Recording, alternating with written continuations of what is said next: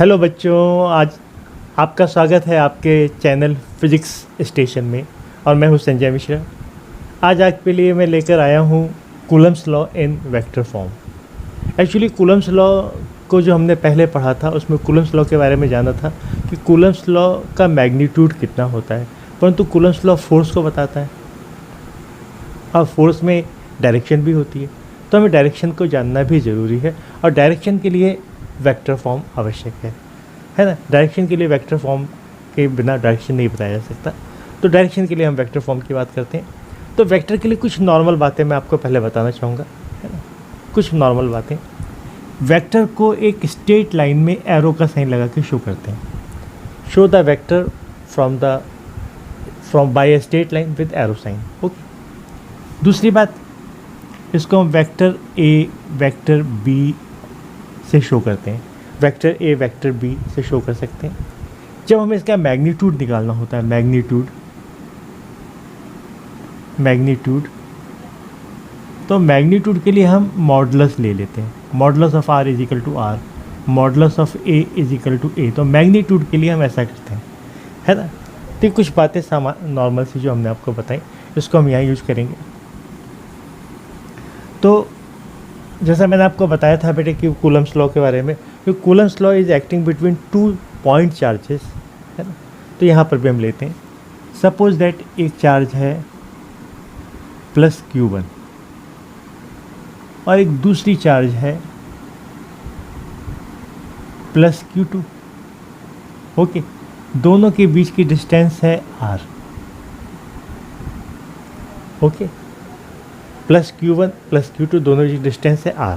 अब हमारे पास नॉर्मल जो फार्मूला हमने निकाला था F is equal to 1/4 pi epsilon naught के Q1 Q2 upon R square.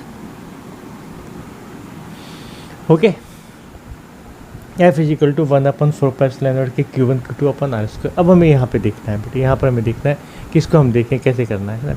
अब एक्चुअली क्या है बेटे, Q1 is applied the force on Q2, similarly Q2 is applied the force on Q1।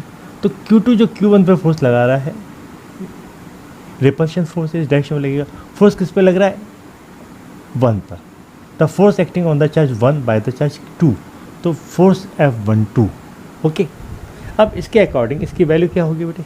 इसकी वैल्यू होगी vector F12 is equal to 1/4 pi epsilon naught के Q1 Q2 upon क्या होगा बेटे? अब एक्चुअली 1 पर 2 फोर्स लगा रहा है, तो यानी 2 को चलकर 1 तक आना पड़ेगा, है ना। ये कुछ वैसा है जैसे हम समझें बेटे। सपोज करो ये आपका घर है और घर से आप स्कूल जाते हो, तो घर से आप स्कूल जाते हो तो डिस्टेंस क्या हो जाएगी? RH2S, initial position to final position RH2S। जब 1 पर फोर्स लग रहा है बेटे, 2 फोर्स लगा रहा है ना, फोर्स ऑन 1 बाय द 2, तो उसको चल कर आना पड़ेगा। तो यानी ये डायरेक्शन हमारा ये हो जाएगा। ओके, और इसकी वैल्यू हो जाएगी R। कहाँ से चल के आ रहा है बेटे? जैसे है बेटे इनिशियल पोजीशन फाइनल पोजीशन, तो 2 को 1 तक आना पड़ेगा, तो R21 हो जाएगा। क्या हो जाएगा? R21। और जैसा मैंने आपको बताया था बेटे कि वेक्टर A का मॉडुलस लें तो A आता है, वेक्टर R का मॉडुलस लें तो R आता है। तो यहाँ पर हमें क्या करना पड़ेगा बेटे? वेक्टर R21 का मॉडुलस लेना पड़ेगा, मॉडुलस का स्क्वायर, ठीक है ना। वेक्टर A का मॉडुलस A, वेक्टर R का मॉडुलस R, तो वेक्टर R21 का मॉडुलस R2 का स्क्वायर, है ना बेटे। आपको मालूम है R स्क्वायर। अब बेटे ये वेक्टर फॉर्म में हुआ बट डायरेक्शन नहीं आया, तो मॉडुलस है बेटे। तो डायरेक्शन के लिए करना पड़ेगा, डायरेक्शन के लिए हमें यूनिट वेक्टर का यूज़ करना पड़ता है, यूनिट वेक्टर, है ना।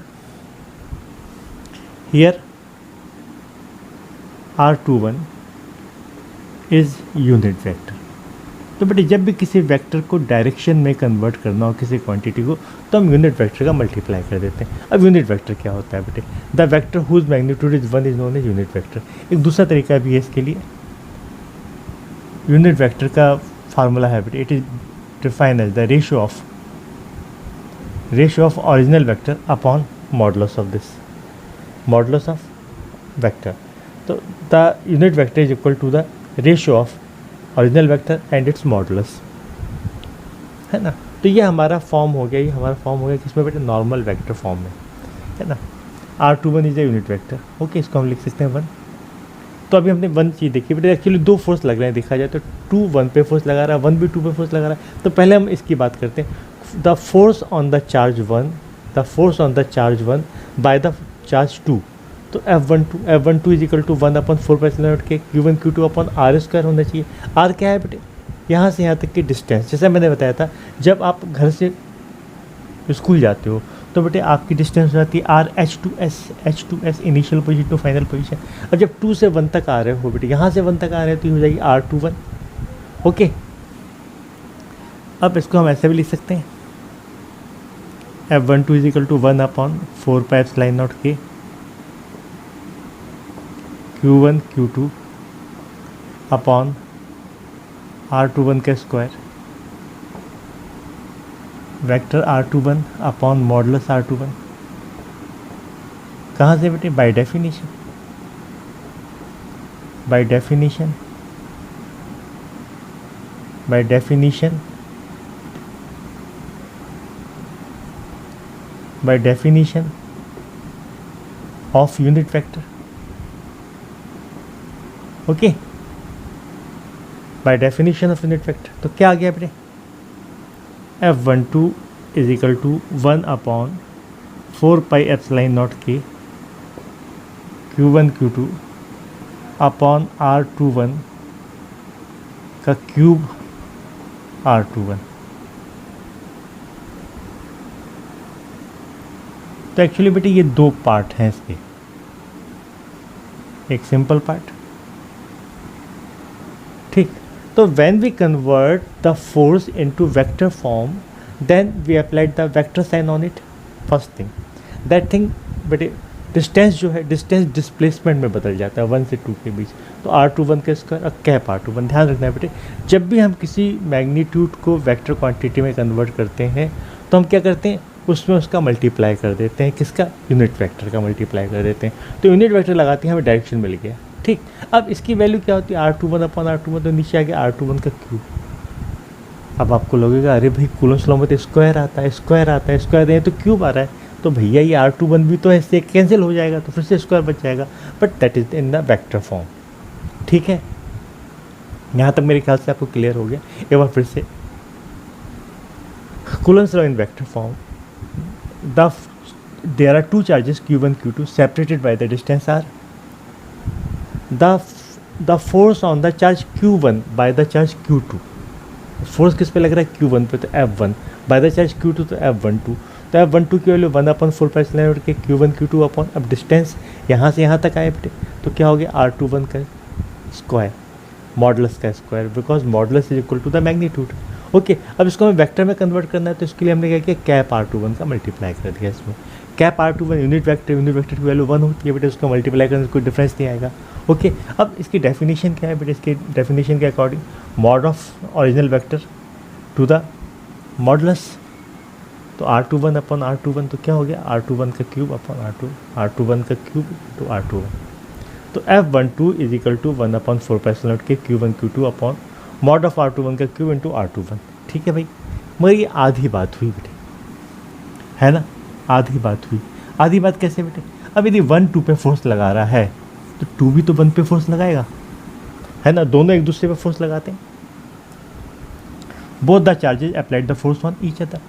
अब 2 ने 1 पे फोर्स लगाया तो 1 भी 2 पे फोर्स लगाएगा, तो जब ये फोर्स लगाएगा तो ये भी रिपल्शन फोर्स लगाएगा। अब क्या है बेटे, the force on the charge 2 bye the charge 1, तो यानी F21। अब इसको लगाने के लिए इसको बेटे यहाँ तक जाना पड़ेगा, तो यहाँ तक जाएगा तब क्या डिस्टेंस हो जाएगी बेटे, तब डिस्टेंस हो जाएगी R12। जैसे मैं एक बार फिर से आपको बताता हूँ ये बात, जैसे बेटे आप अपने होम से स्कूल तक जाते हो तो डिस्टेंस क्या हो जाएगी, RHS, होम टू स्कूल। अब उल्टा बेटे, अब स्कूल से घर भी तो आओगे, अब स्कूल से घर आते हो तो क्या हो जाएगी बेटे, RSH, स्कूल टू होम। जब 2 1 पर फोर्स लगा रहा था, 2 को चल के यहाँ तक आना पड़ेगा, तो R21। जब 1 2 पे फोर्स लगा रहा है तो ये लगेगा, तो R12। तो हमारा फार्मूला क्या हो जाएगा बेटे, now the force on the charge 2 bye the charge 1 यानी F21 is equal to 1/4πε0 Q1 Q2 upon, अब क्या डिस्टेंस क्या है बेटे, R12 का स्क्वायर, R12 कैप। ठीक है भाई,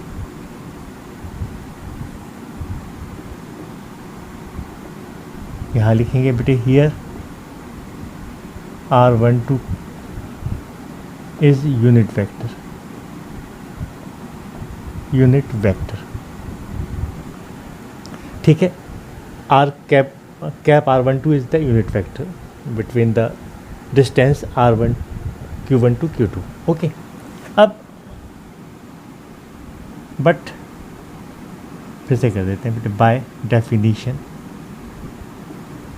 डेफिनीशन ऑफ यूनिट वेक्टर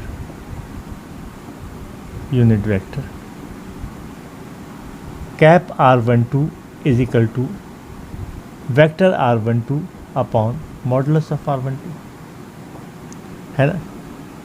तो therefore F21 is equal to 1 upon 4 pi epsilon naught के Q1 Q2 अपॉन R12 का square into R12 upon mod of R12। तो क्या आ जाएगा बेटे, F21 is equal to 1 upon 4 pi epsilon naught के Q1 Q2 upon R12 का whole cube R12।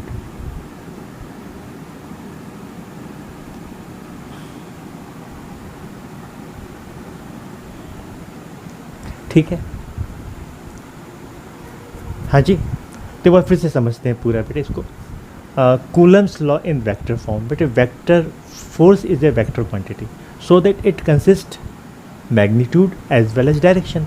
हमने पहला जो लॉ पढ़ा था वो स्केलर फॉर्म था, उसमें केवल हमें मैग्नीट्यूड के बारे में पता चल रहा था। तो F is equal to 1 upon 4 pi epsilon naught के Q1 Q2 upon R square, that should be magnitude. अब हमें निकालना है बेटे फोर्स के बारे में। Q1 Q2 पे फोर्स लगाता है, Q2 भी Q1 पे फोर्स लगा रहा है, both the charges acting the force on each other, है ना। तो यहाँ पे हमें हमारे पास फोर्स की दो वैल्यूज होंगी बेटे वेक्टर में। एक the force applied on Q1 by the Q2, the force applied on Q1 by the Q2। तो किस पर लग रहा है बेटे, 1 पे लग रहा है, तो F1। कौन लगा रहा है, 2 लगा रहा है, तो F12, वेक्टर F12। तो फार्मूले के अकॉर्डिंग हमारा फार्मूला मैं एक बार यहाँ पे लिख देता हूँ आपके लिए, F is equal to 1 upon 4 pi epsilon naught के Q1 Q2 upon R square, that is the scalar form which shows only magnitude. अब इसके लिए हमने बेटे F12 कर लिया, तो 1 अपॉन 4 पाई एप्सिलॉन नॉट के Q1 Q2। अब डिस्टेंस क्या होगी बेटे, डिस्टेंस क्या है बेटे, जब 1 पर फोर्स 2 लगा रहा है तो इसको चल के यहाँ तक आना पड़ेगा, तभी फोर्स लगा पाएगा। तो ये यहाँ तक आ रहा है बेटे, तो यहाँ तक आ रहा है तो वैल्यू R21, जैसे मैंने यहाँ पे बताया था बेटे कि जब आप होम से स्कूल आते हो तो आप होम टू स्कूल आते हो तो RHS, होम टू स्कूल। जब स्कूल से घर आते हो तो SH यानी S2H। यहाँ पे 2 से 1 तक आ रहे हो तो 21 R21, तो ये R21 का स्क्वायर R21। इसको एक दूसरा तरीका याद रखने के लिए आप चाहना चाहो तो यहाँ पे जब F12 आता है तो यहाँ पे R21 इसका उल्टा आ जाता है, करेक्ट।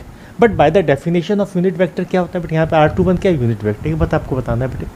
जब भी किसी मैग्नीट्यूड को यूनिट वेक्टर में कन्वर्ट करना हो, मतलब यूनिट वेक्टर को डायरेक्शन भी शो करनी हो तो मैग्नीट्यूड के साथ, तो हम वहाँ पे यूनिट वेक्टर का मल्टीप्लाई कर देते हैं, तो यूनिट वेक्टर से वो वेक्टर फॉर्म में आ जाता है। और यूनिट वेक्टर की वैल्यू 1 होती है, the vector whose value is 1 is known as unit vector, पहली डेफिनेशन है। और दूसरी definition it is defined as the ratio of original vector and its modulus, क्योंकि इसकी वैल्यू 1 है तो R cap R12 equal to R12 दोनों बराबर हो जाएंगे। तो vector R21 upon modulus of R21, तो नीचे मल्टीप्लाई हो जाएगा तो R21 का क्यूब वेक्टर R21। तो बेटे there are 2 equation for this. First equation is the unit vector form और second equation is the vector form. जब यूनिट वेक्टर फॉर्म के फॉर्म में तो यहाँ पे स्क्वायर आएगा, जब ये वेक्टर के फॉर्म में आ जाएगा तो यहाँ पे क्यूब आ जाएगा। अब यहाँ पे बेटे कई बच्चों को लगता है, जैसे मैं फिर से रिपीट कर रहा हूँ कि अरे सर यहाँ पे तो R स्क्वायर होना चाहिए, R क्यूब क्यों आ गया, तो देखो इससे ये कैंसिल हो जाएगा, तो यहाँ पे R स्क्वायर ही है, ठीक है ना बात। अब इसको देखते हैं बेटी, तो आधी बात है ना। अब जैसे 1 पर 2 फोर्स लगा रहा था, वैसे 2 पर 1 भी तो फोर्स लगाएगा, दोनों एक दूसरे फोर्स लगाते हैं, both applied the force on each other. तो the force on the charge Q2 by the charge Q1 is F21, charge on 2 by the 1 तो F21, तो 1/4 उठ के Q1 Q2। अब बेटे अब इसको यहाँ से यहाँ तक चल के जाना पड़ेगा, तो डिस्टेंस शुड बी R12, तो R12 मॉड ऑफ R12 का स्क्वायर कैप R12, जैसा हमने यहाँ किया था सिमिलर टू देयर। अब here cap R12 is unit vector, but by definition of unit vector क्या होता है बेटे, cap R12 is equal to vector R12 upon modulus of R12। ये वैल्यू हमने यहाँ पुट कर दी है ना, यहाँ लिख सकते हैं by equation third, by equation third. तो हमने पुट कर दी बेटे Q1 Q2 upon modulus of R12 का स्क्वायर, और इसकी वैल्यू बेटे वेक्टर R12 अपॉन R12, तो क्या हो गया R12 का क्यूब इंटू R12, करेक्ट। तो that is the Coulomb's law in vector form, that is the Coulomb's law in vector form.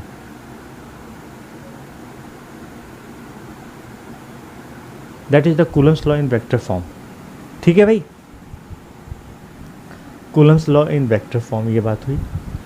इसको हम बेटे नॉर्मल वेक्टर फॉर्म भी बोलते हैं, it's also known as Coulomb's law in normal vector form, correct. अब यहाँ पे एक छोटी सी बात आती है ना। अब यहाँ से बेटे कई बार बेटे पूछा था कूलम्स लॉ की, हमने कूलम्स लॉ को वेक्टर फॉर्म में लिखा, इसकी ज़रूरत ही क्या थी है ना। What is the advantage of Coulomb's law है ना इन vector form, what is the advantage of vector form, vector form के एडवांटेजेस क्या हैं। हाँ तो एडवांटेजेस इसको मैं फिर से लिख देता हूँ, F12 is equal to 1/4 pi epsilon naught के Q1 Q2 अपॉन, ठीक। हाँ अब what is the advantages of vector form, तो advantages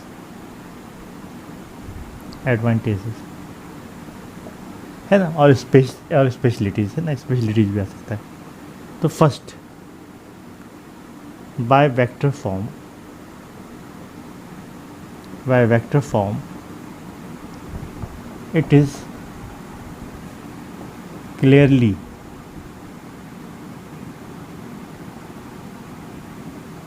understood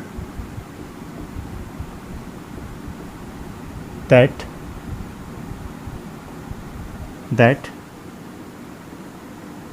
it is a central force because acting along the line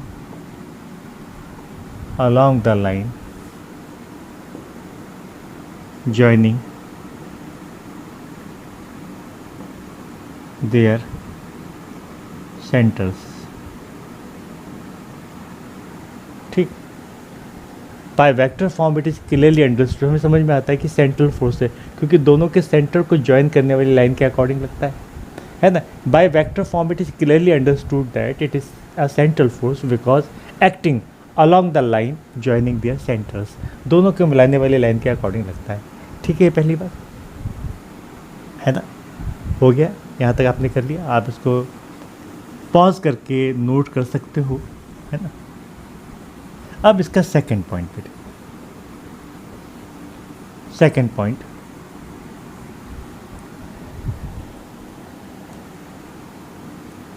point Coulomb's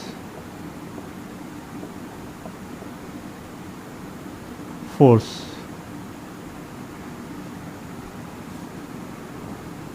obeys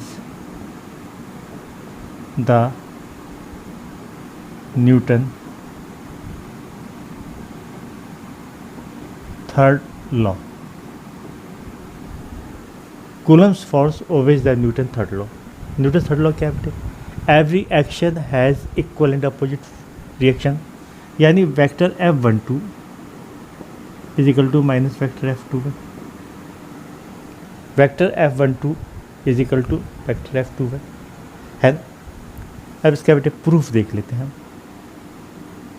proof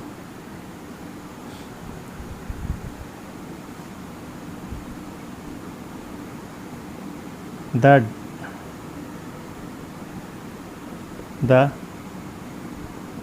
distances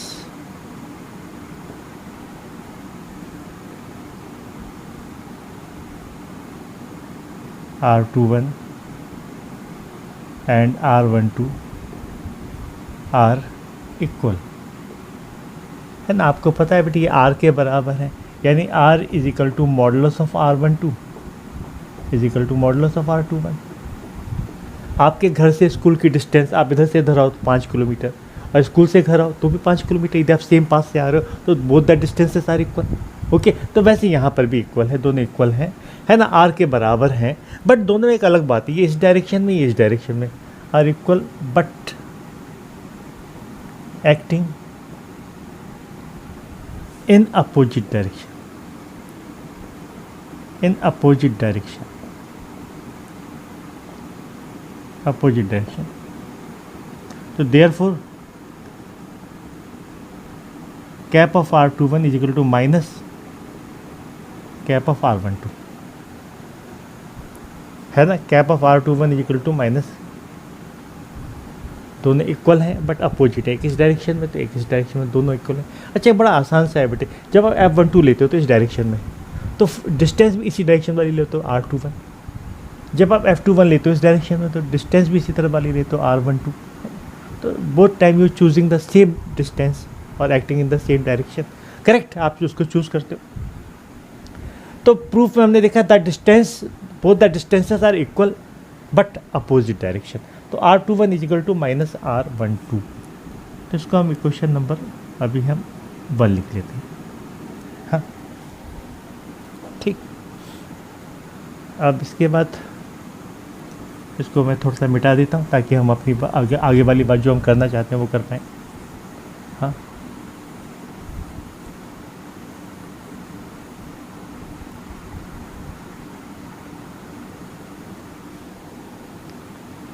इसको मिटा देते हैं, इसको भी।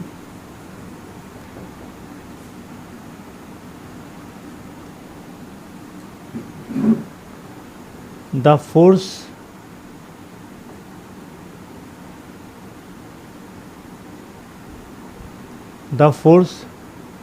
on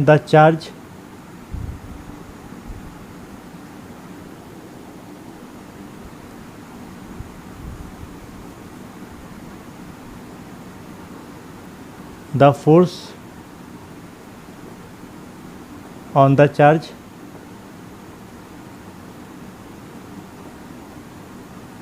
Q1 by charge Q2, the force on the charge Q1 by the charge Q2, तो F12 is equal to 1/4 के Q1 Q2 upon modulus of R21 का square cap R21। Okay, ठीक है भाई। हाँ, यहाँ तक ठीक है बिल्कुल। R21 हाँ जी, here cap R21 is unit vector.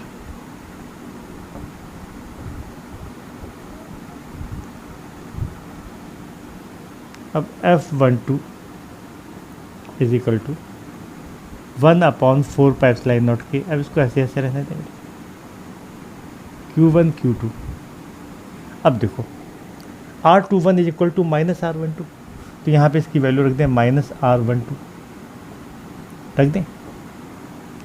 Modulus में भी रेट रख दें, मॉडुलस में भी माइनस R12 रख दें।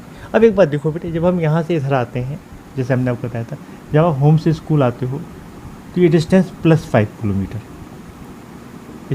जब आप स्कूल से आते हो तो -5 किलोमीटर है ना। ये +5 किलोमीटर, ये -5 kilometre due to direction, but दोनों डिस्टेंस तो 5 ही किलोमीटर है बेटे। तो मॉडुलस बेटे, modulus of A is equal to A और modulus of -A is equal to also A है ना। तो प्लस का भी मॉडुलस 5 और इसके भी मॉडुलस की वैल्यू सेम होती है, तो दोनों तरफ मॉडुलस की वैल्यू सेम होती है। तो यहाँ पर हम मॉडुलस में लिखेंगे माइनस है ना, बट माइनस का कोई मतलब नहीं है, परंतु चलो मैं लिख देता हूँ माइनस R12 का स्क्वायर। अब माइनस का बेटे मॉडुलस लेंगे तो प्लस ही आ जाता है, आपको मालूम मॉडुलस मतलब क्या होता है, एब्सोल्यूट वैल्यू, है ना, तो प्लस आ जाता है यहाँ पे बाय इक्वेशन 1। बाय इक्वेशन 1 हमने ये वैल्यू पुट कर दी यहाँ पे, तो क्या हुआ बेटे R21 की जगह माइनस R12, यहाँ पर भी minus R12।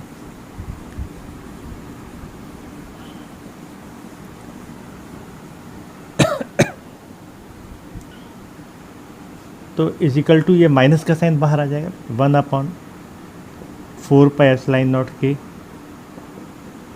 Q1 Q2 upon R12 का स्क्वायर R12 लिखेंगे, because modulus of R12 is equal to minus modulus of R12, दोनों बराबर होते हैं। ओके, दोनों वैल्यू बराबर होती है। अब ये किसकी वैल्यू है बेटे, ये वैल्यू देखो बेटे F21 की, R12 का स्क्वायर कैप R12 किसकी वैल्यू है, that is the value of, आपको पता है बेटे किसकी वैल्यू है, F21 की, this is the value of F21। यानी both the forces are equal and acting in opposite direction, that means it follows the Newton's third law. तो both the forces are central force, पहली बात proof हुई, और both the forces are mutual interactive force, ये भी पता लगता है। तो ये न्यूटन थर्ड लॉ को कम्प्लीटली फॉलो करता है बेटे, ये प्रूफ करने के लिए एग्जाम में आता है, बोर्ड एग्जाम में प्रूफ करने के लिए आता है, और आपको ये प्रूफ करना पड़ेगा बेटे, है ना। ठीक, तो आपने देखा, आज हमने देखा बेटे कूलम्स लॉ को वेक्टर फॉर्म में, नॉर्मल वेक्टर फॉर्म में, नॉर्मल वेक्टर फॉर्म में देखा इसको हमने, नॉर्मल वेक्टर फॉर्म में देखा हमने।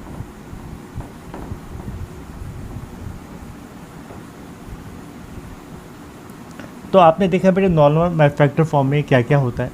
इसमें हम क्या करते हैं बेटे, पहले सिंपल वैल्यू रखते हैं, सिंपल वैल्यू के लिए हम सिंपल वैल्यू के लिए क्या करते हैं बेटे, सिंपल वैल्यू रखते हैं, और सिंपल वैल्यू के लिए हम सबसे पहले क्या करते हैं, सबसे पहले उसका यूनिट वेक्टर का मल्टीप्लाई कर देते हैं, फिर उसके बाद क्या करते हैं, यूनिट वेक्टर मल्टीप्लाई करने के बाद उसका सेकेंड टाइम हम यूनिट वेक्टर की वैल्यू पुट कर देते हैं। ठीक है, अब एक्चुअली बेटे दो तरह के हमारे पास वेक्टर होते हैं, जैसे नॉर्मल वेक्टर हमने कहा, इसी प्रकार से होता है पोजीशन वेक्टर। तो कूलम्स लॉ इन पोजीशन वेक्टर फॉर्म में भी होता है, कूलम्स लॉ इन पोजीशन वेक्टर फॉर्म, है ना, कूलम्स लॉ इन कूलम्स लॉ इन कूलम्स लॉ इन position vector form, position vector form, Coulomb's law इन position vector form. Position vector के लिए कुछ विशेष बात नहीं है बेटे, हम क्या करते हैं बेटे, एक फ्रेम लेते हैं, ओ एक्स वाई और जेड। अब ये जो हमारे पास जो लाइन थी ना बेटे, वो हमारा एक चार्ज यहाँ है और एक चार्ज यहाँ है, Q1 एंड Q2। अब यहाँ पे बेटे जो डिस्टेंस है, ये डिस्टेंस, ये पोजीशन वेक्टर हुआ बेटे, ये इसका पोजीशन वेक्टर हुआ, ये पोजीशन वेक्टर R1 और that is position vector R2। ठीक है भाई, ये पोजीशन वेक्टर R1, ये पोजीशन वेक्टर R2। अब क्या होता है, अब यहाँ पर बेटे फिर से अगेन जो फोर्स लगते हैं वो दो तरीक़ों से लगते हैं ना बेटे, आपको मालूम है। ये वाला फोर्स क्या लगेगा, ये वाला फोर्स होगा F12 और ये वाला फोर्स होगा F21। ठीक, अब इधर जो डिस्टेंस आएगी बेटे, इधर की ओर जो डिस्टेंस लगेगी, ये डिस्टेंस होगी R21 और जो इधर की ओर डिस्टेंस होगी ये होगी R12, है ना। Q1 से Q2 के बीच की डिस्टेंस होगी R12 और Q2 से Q1 की होगी R21। The force on the charge 1 by the 2 is F12 और जो the force on the charge 2 by the 1 is F12, correct. अब हम इसके बाद देखते हैं, है ना। अब आपको पता है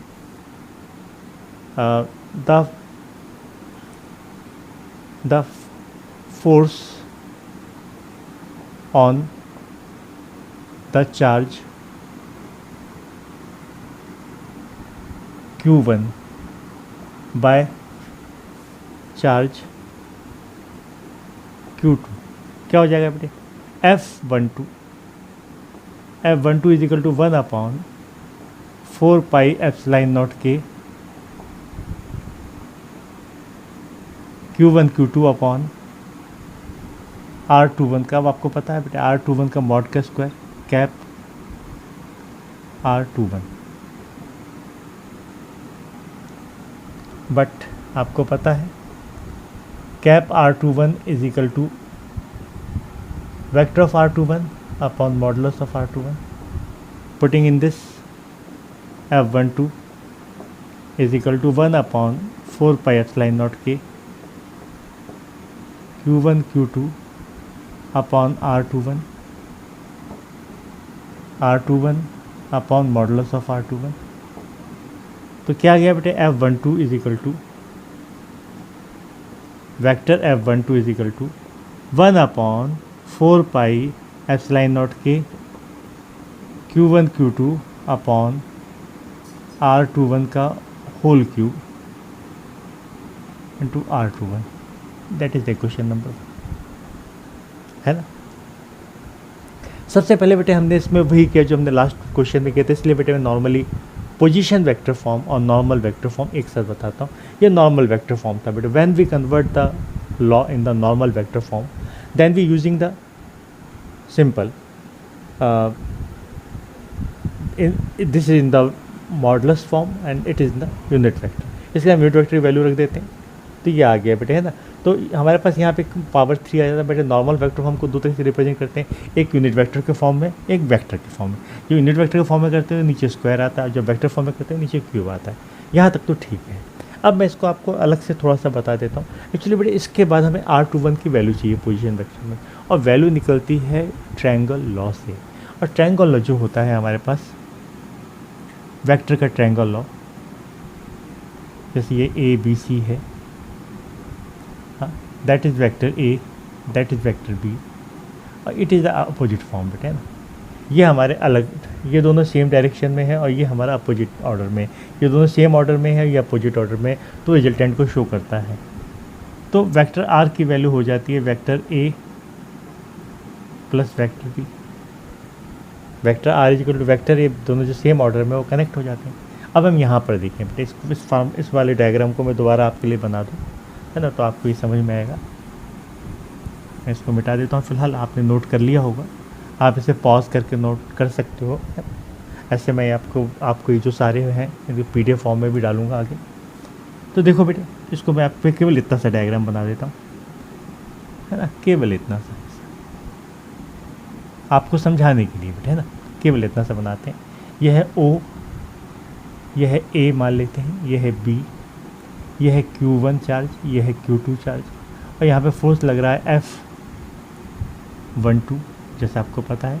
और इस डायरेक्शन में बेटे लगेगा, इस डायरेक्शन की वैल्यू क्या है R21, यह है R1 और यह है R2। ठीक, तो ट्रायंगल में देखें बेटे, in triangle OAB same order में कौन से, देखो बेटे OB और ये सेम ऑर्डर में, ये दोनों सेम ऑर्डर में, यानी R2 plus R21 is equal to R1। ठीक है, सेम ऑर्डर वाले ऐड हो जाते हैं बेटे, दोनों सेम ऑर्डर में और ये अपोजिट ऑर्डर में, तो R2 plus R21 is equal to R1। तो R21 की वैल्यू क्या आ जाएगी बेटे, R21 की वैल्यू आ जाएगी R1 माइनस R2। ठीक है भाई, अब ये वैल्यू यहाँ पुट करते हैं, बाय ट्रायंगल लॉ है ना, इसको ए और भी लिख देते हैं, by triangle law in triangle OBA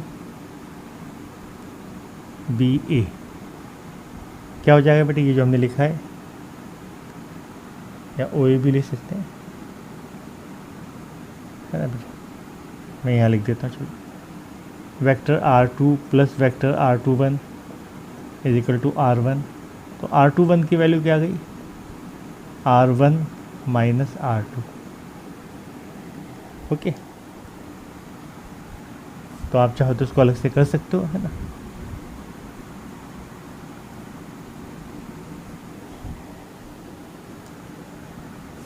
putting this value putting this value in equation 1 putting this value in equation 1 क्या आ जाएगा बेटे, putting this value in equation 1 तो क्या आ जाएगा, f12 is equal to 1 upon 4 pi epsilon naught k q1 q2 upon, अब R21 की वैल्यू क्या है बेटे, R1 माइनस R2, तो modulus of vector R1 minus vector R2 का होल क्यूब। और यहाँ पे भी क्या आ जाएगा बेटे, यहाँ पे भी आ जाएगा vector R1 minus vector R2। Okay, तो this is in the position vector form, this is the formula in position vector form. Okay, तो पोजीशन वेक्टर फॉर्म के लिए क्या करते हैं हम, यहाँ पे ट्रायंगल लॉ यूज़ करते हैं। By triangle law in OBA क्या हो गया बेटे, ये दोनों सेम ऑर्डर में है और ये अपोजिट ऑर्डर में है, तो R2 is equal to R21, R2 plus R21 is equal to R1, तो R21 की वैल्यू उसको हम इधर लेके आए R1 माइनस R2। तो अब ये बहुत आसान है, F12 है तो यहाँ पे R1 माइनस R2 आ गया। ठीक है भाई, अब इसके बाद जैसे हमने आपको ये बताया बेटे, ऐसे ही हम दूसरा भी लिख सकते हैं, है ना। दूसरा मतलब जो रिमेनिंग जो फोर्स रह गया बेटे, है ना, तो हम कह सकते हैं सिमिलरली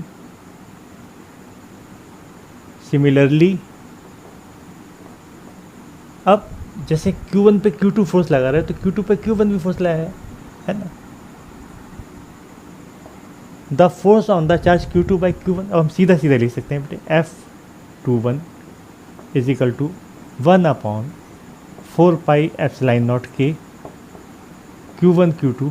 अब यहाँ पे क्या हो जाएगा बेटे, यहाँ पे हो जाएगा R2 माइनस R1 मॉड का cube vector R2 minus vector R1। Okay, तो equation second and third shows position vector form, तो this is shows the position vector form, है ना बेटे। तो आज हमने कूलम्स लॉ का बेटे वेक्टर फॉर्म में देखा, पहला नॉर्मल वेक्टर फॉर्म, दूसरा position vector form. Position vector form में F12 की वैल्यू तो कि R1 माइनस R2 का whole cube R1 minus R2, और F21 की वैल्यू R2 माइनस R1, यानी सेम होती है बेटे। और जो नॉर्मल वेक्टर फॉर्म है उसमें उल्टा हो जाता है, जब F12 लेते हैं तो नीचे R21 आ जाता है और F21 लेते हैं तो नीचे R12 आ जाता है, तो ये रिवर्स हो जाता है, नंबर्स चेंज हो जाते हैं। तो आज यहीं तक, उम्मीद करते हैं बेटा आप लोगों को बहुत अच्छे से समझ में आया होगा। अगली बार हम इसके आगे का टॉपिक लेकर आएंगे, तो आज यहीं तक।